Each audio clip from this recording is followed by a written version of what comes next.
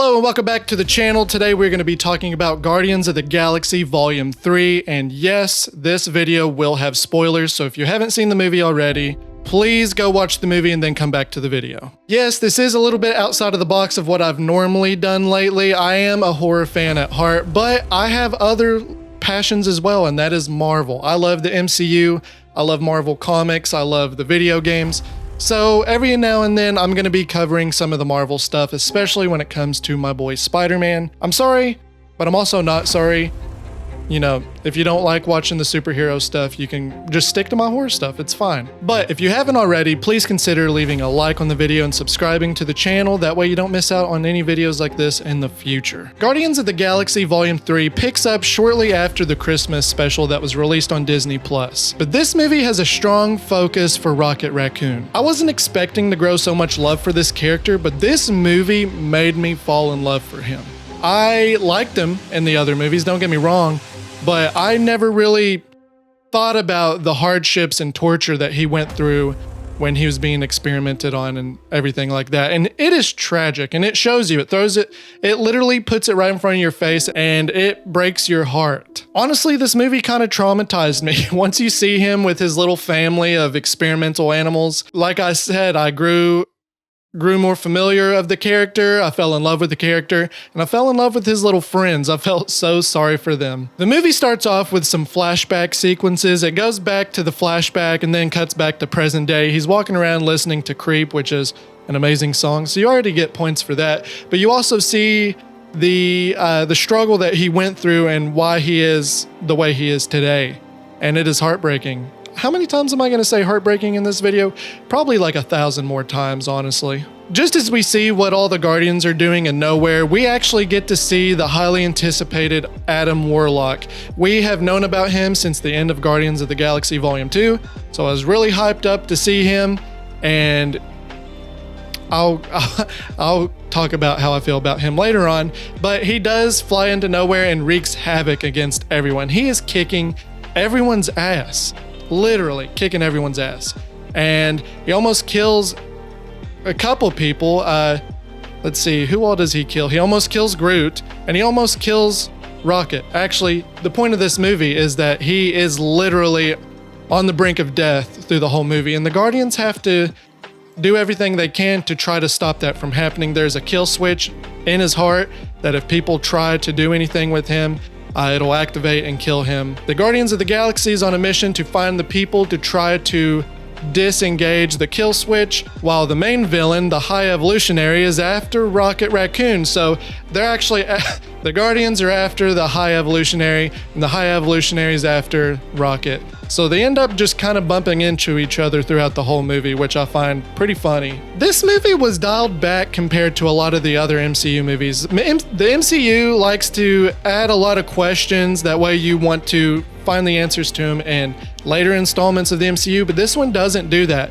This is strictly a Guardians of the Galaxy film. It doesn't give you any questions for future movies. It literally fills in gaps of all the Guardians films and like the problems all these characters are going through, and solves them. It literally ties a nice bow to end the trilogy, and I respect that. Each character in this film had an arc, whether it be something small or something major, and I really appreciated that. There were questions that were left off, especially with Quill. It left us questioning what Rocket was going to be doing throughout the whole movie until we found out. Even Drax the Destroyer. I mean, everyone has some sort of character arc in this, and it was beautiful. I loved every second of it. I'm going to go over some of my favorite character arcs that I liked seeing, starting off with Peter Quill. I mean, you see Peter Quill suffer right after Infinity War with the death of Gamora, and it didn't stop. It happened in Endgame, it happened in the Christmas special, and literally the start of the movie, you see him just drunk off his ass to the point where he passes out because he's just so depressed, he's so tired of everything, and he misses the love of his life. And you see him grow as a character at the end of this movie. You see him come to terms that the Gamora that we see in this film that came back during Endgame is not the same Gamora that we knew before. This is a completely different human being, basically. She doesn't remember anything.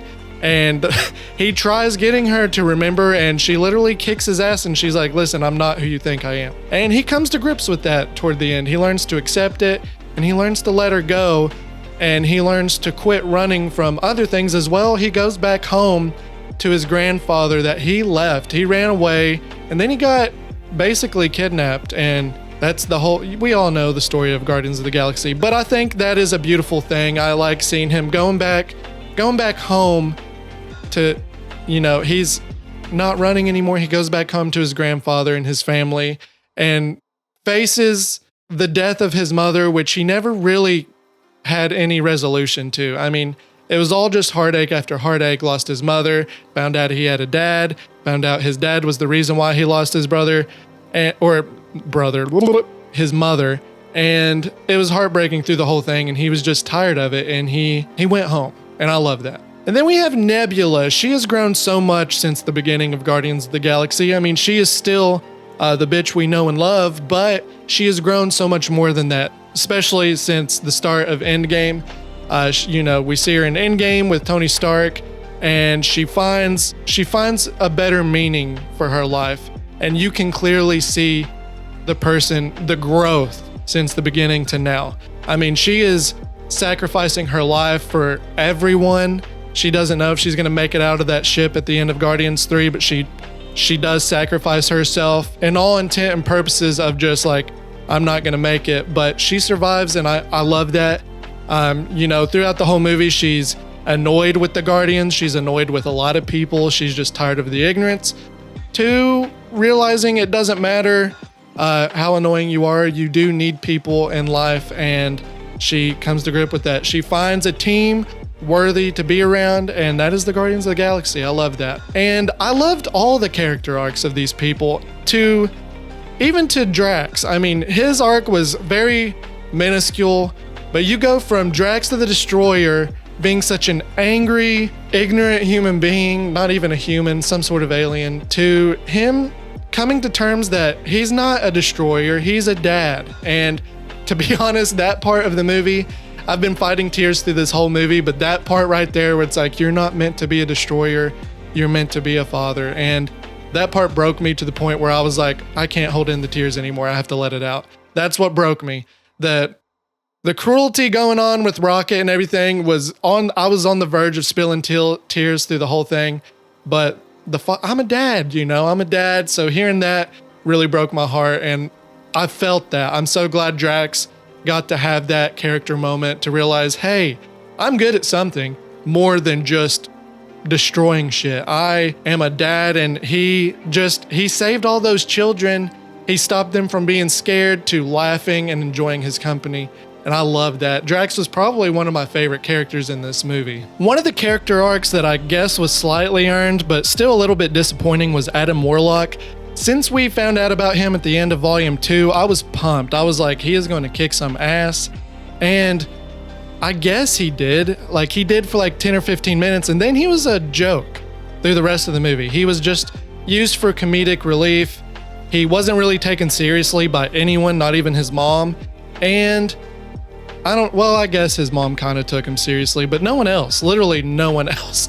And that kind of disappointed me. The character, the actor did fine. He did a great job. I thought his accent was a little bit weird. I don't know why they decided to make him sound like that, but I'll take what I can get. Adam Warlock, thank you for being in the movie. Thank you for being cool. I'm glad you're a part of the Guardians, and I'm glad that you got a second chance. That's what his arc was. It doesn't matter what you do, everyone deserves a second chance if you make some mistakes. Granted, there are some things in life that I do not agree with that. You do some terrible things, you do not deserve a second chance, but stuff like that, he deserved a second chance. He was led down a path that wasn't his choice. He was forced to do it, or his whole race basically was going to be destroyed.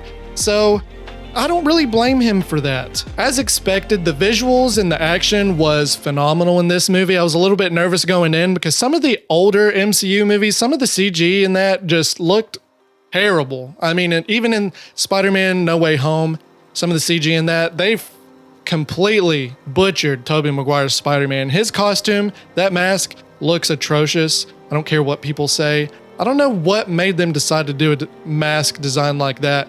That was clearly a flaw, but that is a topic for a different day. The CGI and the action set pieces were phenomenal in this. I mean, every little piece looked beautiful. Everything was well shot. The action was great, especially that slow motion shot that kicked into fast cuts during the hallway. That was a piece of art. I loved every second of that. I mean, you're playing the Beastie Boys to an action set piece. It's going to be awesome no matter what.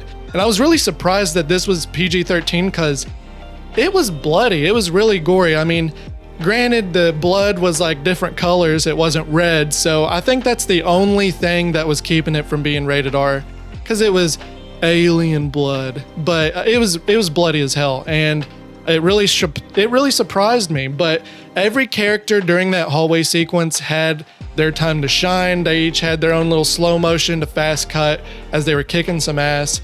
And it was awesome. I loved every second of it. In conclusion though, Guardians of the Galaxy Volume 3 is amazing. I loved this movie. I think it's a fantastic addition to the Marvel Cinematic Universe, and I think it is a nice closing chapter for the Guardians of the Galaxy. Whether, they could make another one in the future, but if this was the last one they made and just had the Guardians for like Avengers films and stuff like that, this would be perfect. I mean, it ties, like I said before, it ties a nice, huge bow on top of this trilogy.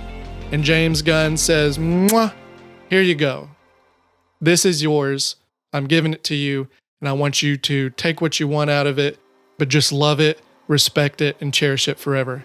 And he did just that. It was amazing. This movie has an engaging story, well-developed characters, and amazing visuals. This is a cosmic adventure that was worth the wait. I mean, when was Volume 2? That came out in 2017.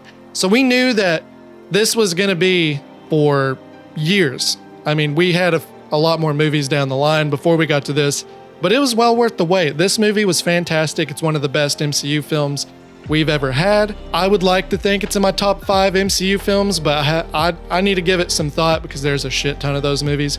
But I definitely give this a 4 out of 5 stars. Well worth the watch. If you haven't seen it, why the hell are you watching this review? And that's it for our spoiler-filled review of Guardians of the Galaxy Volume 3.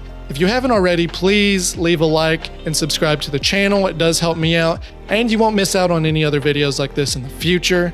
Please, like I said just a second ago, leave a comment down below and let me know what your favorite MCU film is, where this one ranks, and if you gave it a ranking of 1 out of 5, what would you rate this movie? And until next time, take it easy, bubs.